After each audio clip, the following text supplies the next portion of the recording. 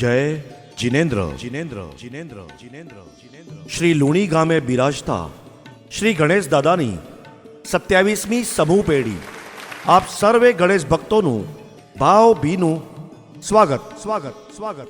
આવી ધીંગી ધરા એટલે જેનું નામ સાંભળતા જ આપણું હૃદય હેતના હિલોડે ચડે એટલે જ આપણું માદરે વતન લાલ ગંજો લુણી. લાલ ગંજો લુણી ગુજરાત રાજ્યના કચ્છ જિલ્લાના મુન્દ્રા તાલુકાના ભદ્રેશ્વર તીર્થથી 12 કિલોમીટર દૂર અને ગાંધીધામથી 48 કિલોમીટરના અંતરે આવેલું આપણું ગામ એટલે જ લાલ ગંજો લુણી. લાલ ગંજો લુણી જ્યાં ખંત, ખમીરી અને કુમારીનો ત્રિવેણી સંગમ હોય, ગામમાં સંપ, સંગઠન અને એકતાની ભાવના હોય તથા માતૃભૂમિ પ્રત્યે અગાધ પ્રેમ હોય, જ્યાં જીવદયા પ્રત્યે અપાર કરુણા હોય, દાનની ગંગા સદાય વહેતી હોય, જ્યાં વિવિધ પ્રકારની પ્રવૃત્તિઓનો મીઠો ગુંજારો સદાય સંભળાતો હોય, એવું માદરે વતન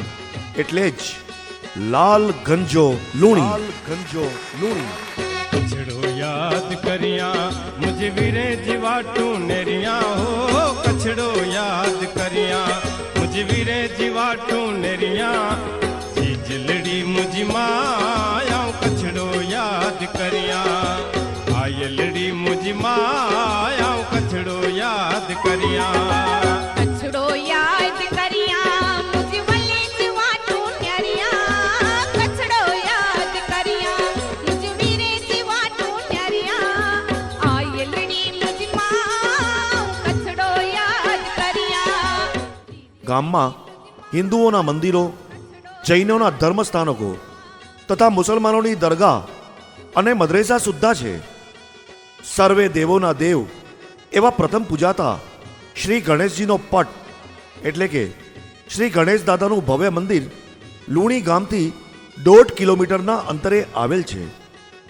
એક લોકવાયકા પ્રમાણે તે સમયના રાજવી શ્રી જામ રાવળ અને મહારાજ શ્રી ખેંગારજી વચ્ચે વર્ષો જૂની દુશ્મનાવટની પતાવટ સ્વરૂપે મધ્યસ્થી બની કુળદેવી શ્રી આશાપુરા માતાજીએ જમીનમાં 2 લીટા દોરી આદેશ કર્યો કે આ એક બાજુનો ભાગ કચ્છ દરબારનો થશે અને બીજી બાજુનો ભાગ જામ રાવળનો થશે, જે હાલા 24 કહેવાશે.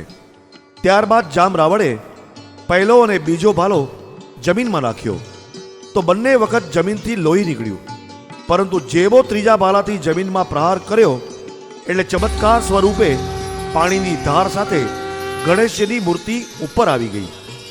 ત્યારથી આ પટને શ્રી ગણેશ પટ કહેવાય છે. તે સમયમાં લુણીના હાલા દરબારો ગણેશ દાદાની સાર સંભાળ રાખતા નથી એવો આક્ષેપ કરતા રતાડિયાના દરબારો ગણેશ દાદાને લેવા આવ્યા.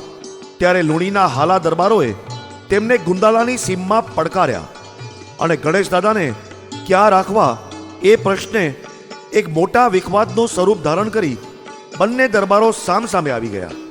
ત્યારે ત્યાંથી પસાર થતા એક રાજગોર બ્રાહ્મણે એમને શાંત કરી આ વિખવાદની સમજૂતી સ્વરૂપે ગણેશજીનું વાહન એટલે એક ઉંદરને પાંજરામાં પકડી લાવવા જણાવ્યું અને એ ઉંદરને પાંજરામાંથી એ જગ્યાથી મુક્ત કરતા ઉંદર જે ગામમાં જાય ગણેશ દાદા પણ એ જ ગામમાં જાય એ વાત પર બંને પક્ષો સંમત થયા અને ઉંદરને પાંજરામાંથી છોડતા ઉંદર લુણીવાળા હાલા દરબારો હતા તેમની પાસે આવી ગયો અને સમજૂતી પ્રમાણે ગણેશ દાદાની મૂળ મૂર્તિની સ્થાપના લુણી ગામમાં થઈ. દર વર્ષે ચૈત્ર સુદ ચોથના શ્રી ગણેશ દાદાનો મોટો મેળો ભરાય છે. આસપાસના 12 ગામોના લોકો હોંશે હોંશે આ મેળામાં આવી ધામધૂમથી ભાગ લે છે. કરાચી અને કચ્છના હરિજનોએ ભારતને આઝાદી મળ્યા પછી કચ્છના કલેક્ટર શ્રી તુલસીદાસ મુરજી શેઠને અરજી કરી કે લુણી ગામના શ્રી ગણેશ દાદાના મંદિરની સેવા ચાકરી અને સાફ સફાઈ બરાબર થતી ન હોવાને કારણે એ મંદિરનો કબજો અમને આપો. શ્રી તુલસીદાસ મુરજી શેઠ ત્યારબાદ કોંગ્રેસમાં ચૂંટાઈને લુણી ગામમાં MP તરીકે જ્યારે આવ્યા ત્યારે આપણા જ ગામના જીવદયા પ્રેમી શ્રી વસંતજી માણેક ડેડિયાએ એમને લુણી ગામ વિશે અને ગણેશ દાદાના મંદિરનો કબજો હરિજનોને મળે એવી અરજી વર્ષો પહેલા શ્રી તુલસીદાસ મૂળજી શેઠ જ્યારે કલેક્ટર હતા તે સમયની વાત યાદ કરાવી. શ્રી તુલસીદાસ મૂળજી શેઠને આ વાતની જાણ હતી. તેમણે ગામવીરોની આ બાબત પર પૂરતું લક્ષ્ય આપી શ્રી ગણેશદાદા મંદિરનો કબજો હરિજનોને અપાવ્યો હતો. ત્યારબાદ હરિજનોએ ત્યાં શ્રી ગણેશદાદાનું સુંદર મંદિર બનાવ્યું, જેનું ઉદ્ઘાટન તે સમયના રેલવે પ્રધાન શ્રી જગજીવન રામે કર્યું હતું. મંદિરમાં ભક્તોની આવજાવ વધતા ત્યાં પૂજારીની વ્યવસ્થા કરાઈ અને પૂજારીને રહેવા એક મકાન પણ બાંધી આપ્યું તથા ભક્તોની સગવડતા માટે બીજી ધર્મશાળા પણ બાંધવામાં આવી. સમયના વહેતા વહેણ બાદ શ્રી વસંતજી માણેક ડેઢિયાએ શ્રી લુણી મુંબઈ મહાજનને મૌખિક સ્વરૂપે રજૂઆત કરી કે શ્રી ગણેશદાદા આપણા લુણી ગામના ગ્રામ્ય રક્ષક આરાધ્ય દેવ છે. આપણે સૌ ભક્તોએ સાથે મળી તેમની પહેરી કરવી જોઈએ. એવામાં થોડાક અરસામાં મુંબઈ ભાંડુપ મુકામે આપણા લુણી ગામના બાલ બ્રહ્મચારી કુમારી સુરભીબાઈ સ્વામીની દીક્ષા પ્રસંગે ફરી એ પેઢી બાબતની ચર્ચા છેડાતા તે સમયના શ્રી લુણી યુવા મંડળના પ્રમુખ શ્રી દામજી માલસિંહ ડેઢિયાએ ઘડીનોએ વિલંબ કર્યા વિના શ્રી લુણી યુવા મંડળના સેક્રેટરી શ્રી નવીનભાઈ ગલિયાને 5,000 રૂપિયા આપી હાલાઈ મહાજનવાડી ભાડે રાખવા દાદર મોકલાવ્યા. આમ પ્રભુજીના પ્રસાદ સ્વરૂપે શ્રી ગણેશદાદાની પ્રથમ પેઢીના આજથી લગભગ 30 વર્ષ પહેલા શુભ મંડાણ કરી આજે આનંદ અને ગૌરવ લેવા જેવી વાત એ કે આપણે શ્રી ગણેશદાદાની વણથંભી આ વણજાર સમી જાજર માન 27મી પેઢી આજે ઉજવી રહ્યા છીએ. આજના પેઢીના પ્રસંગે શ્રી વસંતજીભાઈએ વાવેલું એ પેઢીનું બીજ આજે ઘેઘૂર ઘટાદાર વટવૃક્ષ બની શોભાયમાન છે. એક આંખમાં એનો આનંદ હરખાય છે અને બીજી આંખમાં વસંતજીભાઈની આ પ્રસંગેની ગેરહાજરી આંસુ બનીને છલકાય છે.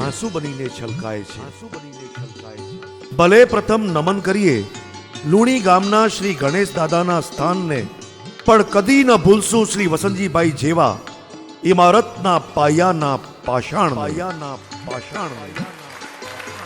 કેટલાક માણસો જિંદા દિલ અને મસ્ત કલંદર હોય છે. બધાના હૃદયને જીતનારા શાહ સિકંદર હોય છે. રહે છે તેઓ ધરા પર, છતાં તે વિશાળ અંબર હોય છે. માનવીના સ્વરૂપમાં શ્રી વસંતજીભાઈ માણેક ડેઢિયા જેવા पैगंबर होए छे. किसी की मुस्कुराहटों पे हो निसार, किसी का दर्द मिल सके तो ले उधार, किसी के वास्ते हो तेरे दिल में प्यार, जीना इसी का नाम है.